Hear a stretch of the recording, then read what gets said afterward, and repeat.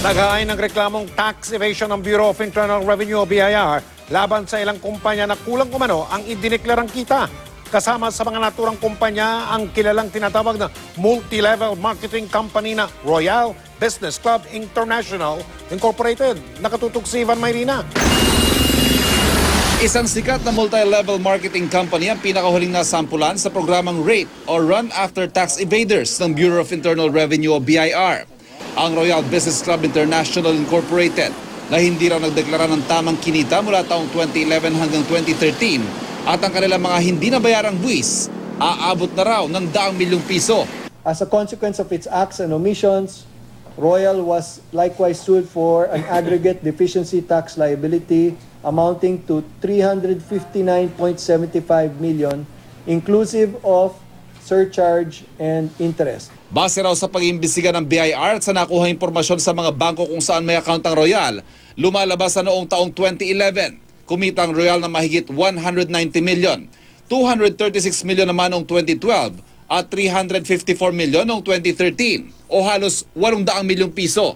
Pero malayo daw ito sa mga idineklarang gross sales sa income tax return ng Royal na 39.4 million noong 2011, 106 million noong 2012 at 196 million noong 2013. Dahil dito underdeclared o mas mababa sa dapat ang binayarang buwis ng Royal. Sa reklamong inihain ng BIR, aabot sa halos 360 million pesos ang kabuang bayaring buwis ng Royal. Thus substantially underdeclaring its correct taxable sales by 387% in 2011, 122% underdeclaration in 2012, and 80% underdeclaration in 2013. Kabilang sa mga kinasuhan ng President at Vice President ng kumpanya at ang mga Assistant Treasurer at Accounting Manager nito. Tinawagan namin ng Royal para makuha ang kanilang panig.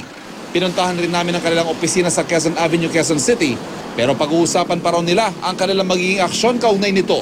Bukod sa Royal, 3 pang kumpanya ang sabit din sa tax evasion. Kinasuhan ng incorporators ang Vivetech Corporation, isang semiconductor manufacturing company, dahil daw sa unpaid deficiency tax liability noong 2009, ang Rosette Printing Press dahil naman daw sa 2007 tax liability na halos 20 milyong piso. Tinawagan namin ng 2 kumpanya pero hindi na makontak ang teleponong nakalista sa kanilang website. Ang Dainan International, isang industrial retail company, nakasuhan din dahil sa 2008 tax liability. Nakausap namin sa teleponong kinatawan ng kumpanya at ikinabigla raw nila ang hakbang ng BIR. Wala pa raw silang nakukuha ng mga sulat mula sa ahensya, kaya't pag-uusapan pa raw nila ang susunod na hakbang. Ivan Mayrina, nakatutok, 24 Oras.